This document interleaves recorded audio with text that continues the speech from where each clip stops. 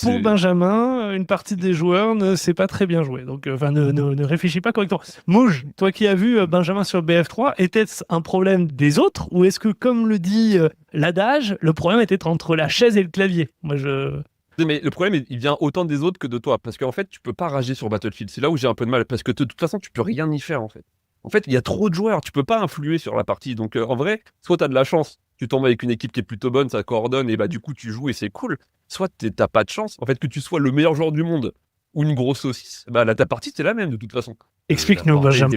Il est tout à fait possible de prendre un tank, de faire 8 mètres, de rester au point de spawn et de tirer au loin. Ça ne sert à rien du tout.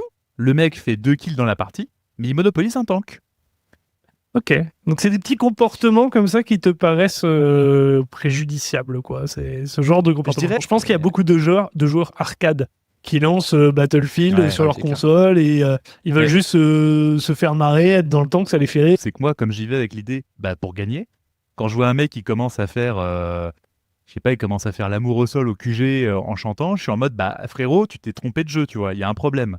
Donc ouais, mais non, parce qu'il s'amuse. Peut-être que dans l'histoire, c'est toi qui as mal compris. Oui, mais parce que lui, il passe un bon moment dans un jeu. Par exemple, Dren, si quelqu'un enfonce ta porte là maintenant, se met à hurler, se déshabille et se roule au sol dans sa merde, peut-être que lui, ça le fera rire. Ouais. Mais toi, tu vas pas être content, tu vois, ça va te gêner. Et Benjamin, Battlefield n'est pas chez toi. Alors, juste, Benjamin, il y a les jeux vidéo et la vraie vie.